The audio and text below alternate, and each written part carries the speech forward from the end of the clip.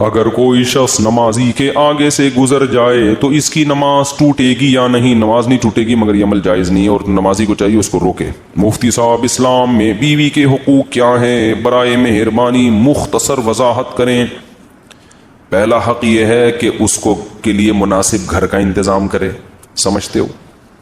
جس طرح کا گھر اس نے اپنے خاندان میں دیکھا ہے، آپ کی آمدن بھی دیکھی جائے گی اور اس کا خاندان بھی دیکھا جائے گا، تو اس کے حساب سے مناسب سا اس کو گھر دیا جائے، گیس بجلی کا بل دیا جائے۔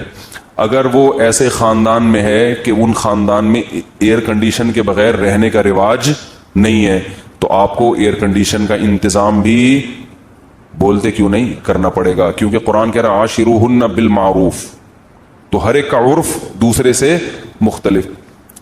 اگر وہ ایسے خاندان سے تھی کہ ان کے ہاں ایئر کنڈیشن کے بغیر لڑکیاں گھروں میں گزارا نہیں کرتی تھیں، ایسے خاندان سے آئی ہے تو بسم اللہ الرحمن الرحیم۔ السلام علیکم، امید ہے آپ خیریت سے ہوں گے۔ میں آپ کو مشال خان چینل میں خوش آمدید کہتا ہوں۔ آج کا جو ٹاپک ہے بیوی کے حقوق، تو آئیے ویڈیو کی طرف چلتے ہیں۔ گھر میں آپ کو پراپر اے سی کا انتظام بھی بولو نا کر کے دینا پڑے گا۔ اگر وہ ایسے خاندان سے آئی ہے کہ جس خاندان میں لڑکیاں گھروں کے کام خود نہیں کرتی بلکہ نوکر رکھے ہوئے ہوتے ہیں، بعض بڑے مالدار لوگ ہوتے ہیں ان کے ہاں لڑکیوں کا کام سوائے میک اپ اور بیوٹی پارلر کے کچھ بھی نہیں ہوتا، وہاں سارے کام کس نے سنبھالے ہوئے ہوتے ہیں؟ خادموں نے، نوکروں نے، اتنے اونچے خاندان ہیں۔ تو پھر آپ کو اس کے لیے ملازم کا انتظام بھی، آپ اپنے حقوق اپنی منہ سے آواز نہیں نکل رہی، شادیوں پہ بیان کرتا ہوں سارے نعرے لگا۔ میں پشاور میں تھا، ایک نے نعرہ لگایا مفتی طارق مسعود زندہ باد، دوسرے نے کہا 4 شادیاں زندہ باد۔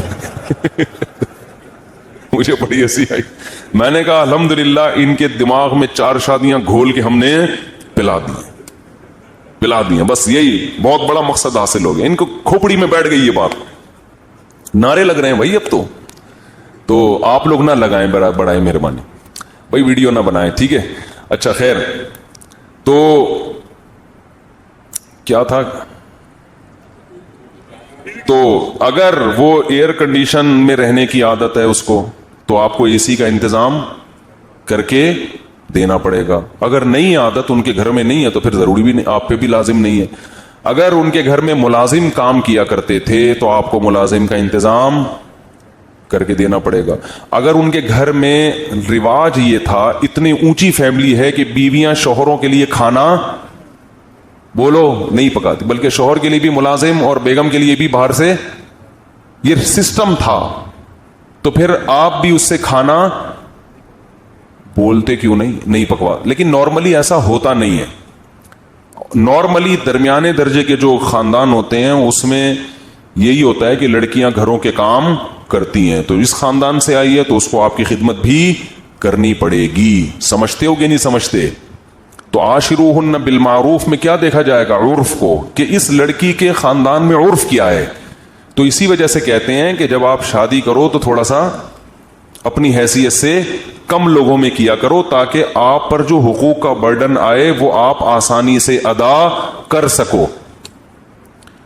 جب رشتہ لینے کے لیے جاتے ہیں تو دکان پکوڑوں کی ہوتی ہے، باتیں وہاں بیٹھ کے کروڑوں کی کر رہے ہوتے ہیں تاکہ ہائی پروفائل رشتہ ملے۔ یہ نہیں پتا ہوتا کہ اس کو افورڈ کرنا غریب آدمی کا کام نہیں ہے۔ تو جتنی چادر ہے نا اتنی چادر دیکھ کے پاؤں پھیلاؤ۔ سمجھتے ہو کہ نہیں سمجھتے؟ تو خلاصہ یہ کہ اس کو گھر پرووائڈ کرنا، گیس بجلی کا بل دینا، یہ کس کی ذمہ داری ہے؟ آپ کی۔ اگر آپ نے اس کو الگ کمرہ دیا، پھر بھی ساس اور نند کی بے جا مداخلت ہے۔ ایک مداخلت بے جا نہیں ہوتی، جائز مداخلت ہوتی ہے، ایک ہے بے جا۔ بے جا کا کیا مطلب ہے؟ جب چاہیں دیور صاحب آ کے کمرہ کھول کے اندر جھانک لیتے ہیں، بیگم بھابھی کیا کر رہی ہے، اس کا اپنا کوئی سیپریٹ کوئی لاکر ہی نہیں ہے، اس کا کوئی اپنی چیزیں رکھنے کا انتظام ہی نہیں ہے۔ جب چاہیں ساس خامخواہ میں، کبھی کبھار تو ہوتا ہے لیکن ہر وقت ہی اس کو کوئی اپنی پرائیویسی نہیں ہے، تو پھر مرد پر لازم ہے کہ اس کو اپنے والدین سے الگ گھر لے کر دے۔ سمجھتے ہو؟ بعض خاندانوں میں ایسا رواج ہے کہ دیور صاحب جب چاہے منہ اٹھا کے آ جاتے ہیں، وہ جس حالت میں بیٹھی ہوئی ہے اس کو شرم آتی ہے، سسر صاحب گھس آتے ہیں۔ بھائی بیٹی بھی جب جوان ہو جائے تو باپ ایسے داخل نہیں ہوتا بیٹی کے کمرے میں, تھوڑا سا نوک کرتا ہے, اس کو سمٹنے کا موقع دیتا ہے, گھسے چلے آ رہے ہیں, وہ کس حال میں بیٹھی ہوئی ہے, نہیں جی ہمارا گھر ہے. اس قسم کی انٹرفیئرنس اگر ہو رہی ہو تو یہ عورت پہ ظلم ہے, سمجھتے ہو؟ تو ایسی صورت میں اس لڑکی کے لیے آپ کو اپنے والدین اور رشتہ داروں سے الگ گھر لے کر دینا, بول لو نا, واجب ہے, کیونکہ اس پہ ظلم ہو رہا ہے ایک نوعیت. اور اگر اس طرح کا نہیں ہے حساب کتاب, نارمل جیسے سب گھر رہتے ہیں, تو پھر الگ کمرہ اور سیپریٹ اس کو جو اٹیچ باتھ روم جو ہمارے یہاں ہوتا ہے اتنا پھر کافی ہے. لیکن اگر ظلم ہو رہا ہے اس کے اوپر دیوروں کی طرف سے, اس سے کام اتنا نہ لیا جائے جو اس کی حیثیت سے زیادہ ہو. بعض خاندانوں میں دیکھا ہے کہ 5 دیور ہیں, سب کے کپڑے دھونا ایک اکلوتی بھابھی کے ذمے, سب کا کھانا پکانا اس اکلوتی. دیہاتوں میں, گاؤں دیہاتوں میں بہت ہوتا ہے یہ, تو یہ بھی ظلم ہے. سمجھتے ہو کہ نہیں سمجھتے ہو؟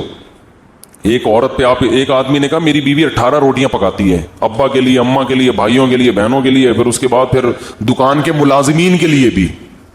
یار یہ تو ظلم ہے نا یار, اس ملازمین کے کام اس بیچاری سے کیوں لے رہے ہو آپ؟ تو یہ ہے نان نفقہ. دوسری بات یہ کہ اس کو ٹارچر نہ کرے ذہنی ٹارچر کا مطلب یہ ہوتا ہے بات تمیز سے کرے. گھر میں جب داخل ہو تو حضرت عائشہ فرماتی ہیں ہمارے نبی مسکراتے چہرے کے ساتھ داخل ہوتے تھے. آج بہت سے میاں جب گھر میں داخل ہوتے ہیں تو ایسا لگتا ہے چنگیز خان نے بغداد پہ حملہ کر دیا ہے. چنگیز خان نے کیا کر دیا ہے؟ بغداد پہ حملہ کر دیا, اور بغداد کی اینٹ سے اینٹ بجا دی, خلافت کا خاتمہ کر دیا اس نے. تو جب آپ گھر میں آئیں تو کیسے؟ اور عورت کی بھی ذمہ داری ہے, جب یہ میاں آ کے مسکراہٹ دیے تو آپ نے بھی آگے سے مسکراہٹ کا جواب مسکراہٹ سے دینا ہے. وہ بھی جلی اور ٹھنی بیٹھی بھی ہوتی ہے, یہ کوئی ٹائم ہے آنے کا؟ وہ یہیں سے پڑھنا شروع ہو جاتا ہے. تو محبت کا کبھی کبھار اس سے اظہار کرے. ہمارے نبی امی عائشہ جہاں سے پانی پیا کرتی تھیں گلاس میں, برتن میں, ہمارے نبی بھی وہیں سے منہ لگا کے پانی پیتے تھے. سمجھتے ہو؟ اور تھوڑی بہت اس کی خامیوں کو مرد کیا کرے؟ برداشت. کیونکہ نبی کی صحیح حدیث ہے کہ عورت پوری سیدھی نہیں ہو سکتی, اس کی خامیوں کو برداشت کرو گے تو گھر چلے گا. برداشت کی پالیسی ختم ہو گئی تو عورت 100% صحیح نہیں ہوگی بلکہ گھر ٹوٹ جائے گا. سمجھتے ہو بات کو؟ تو کیا کرنا ہے؟ ایک حد ہے, ایسا نہیں کہ وہ بیچ کے کھا گئی آپ کو, بینک میں رکھوا دیا کہ یہ قسطوں پہ گاڑی چاہیے, رہن کے طور پر میرا میاں رکھا ہوا ہے آپ نے, ٹھیک ہے نا. تو یہ پراپر, یعنی کبھی کبھار محبت کا اظہار کرے, اس سے تمیز سے بات کرے. گھر میں گدھوں کی طرح چیخے بولتے کیوں نہیں. ایک آخری بات میں اہم کر دوں, اگر اس میں کوئی عیب ہے تنزیہ لہجے میں اس کی اصلاح نہ کرے. یہ بہت بڑا فالٹ ہے آج کل مارکیٹ میں. مثال کے طور پر کھانا نہیں پکانا آتا تو اس کا طریقہ یہ ہے کہ تم نے کھانا بہت اچھا بنایا ہے, تھوڑا سا یوٹیوب پہ سرچ کرو اور اچھا بنا سکتی ہو.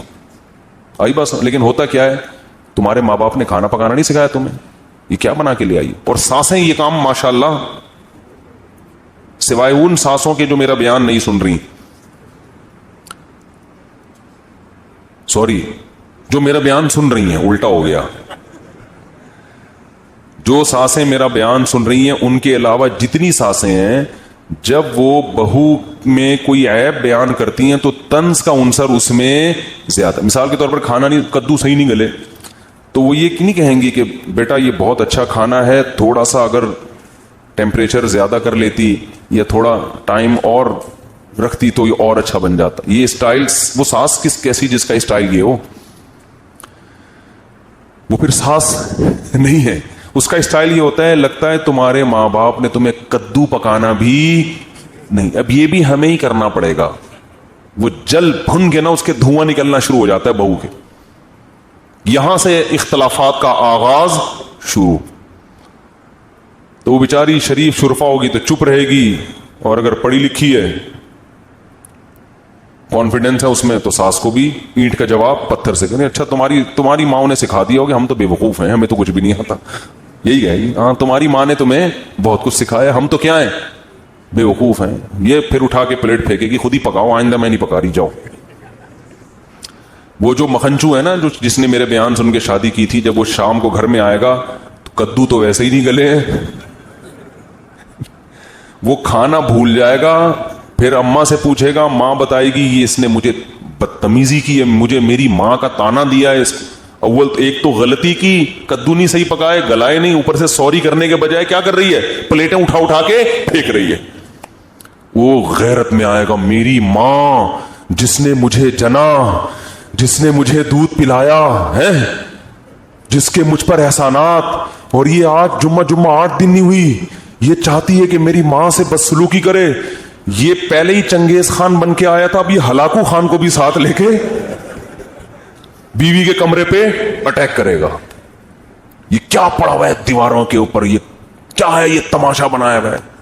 वो ये देखेगी कि एक तो मेरी सास ने पहले तंज किया, ऊपर से मेरे शोहर को भी मेरे खिलाफ वरगला रही है, तो वो दलाइल की दुनिया में जवाब नहीं देगी, वो अपनी सास की क्या हो जाएगी, दुश्मन। अभी उसने कद्दू की प्लेट फेंकी थी, पूरा प्रेशर कुकर उठा के शौहर के सर पे जाके फोड़ देगी। फिर शौहर मुझसे पूछेगा ये क्या हो रहा है मुफ्ती साहब, घरेलू मसाइल हल नहीं हो रहे, तो मैं उससे कहूंगा मैंने कहा था कि जब शादी करो तो घर में हेलमेट पहन के जाओ। मैं पहले ही कह चुका हूं कि घर में क्या पहन के जाया करो, हेलमेट।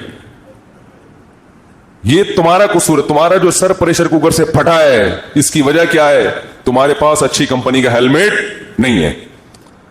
अब किसी का बाप भी खुदा की कसम बैठ के हल नहीं कर सकता कि इसमें गलती मेरी मां की थी या मेरी बीवी की।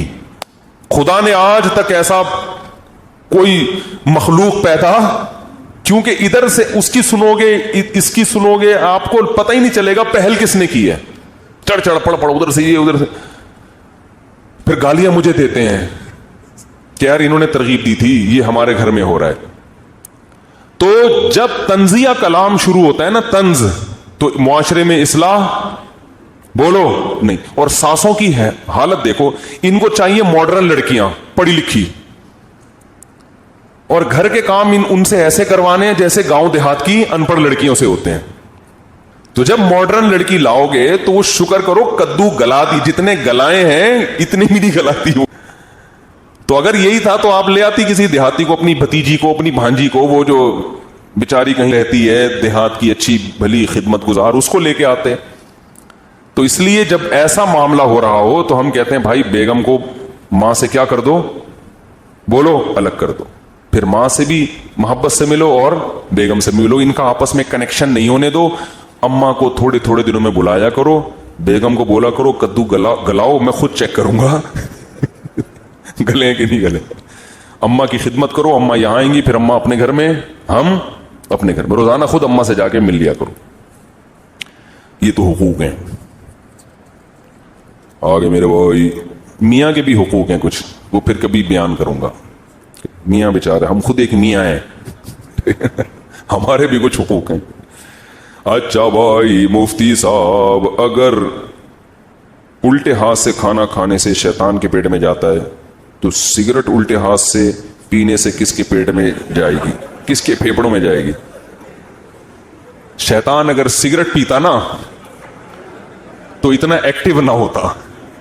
तो नाजरीन, मजीद इस्लामिक वीडियोस के लिए वीडियो को लाइक, चैनल को सब्सक्राइब कर दें और बेल आइकन दबाना मत भूलें। सिगरेट उल्टे हाथ से पियो, सीधे हाथ से आप ही के फेफड़ों में जाएगी। ये फिर वही सवाल है, ज़ौजा के हुकूक ये बता चुका हूं।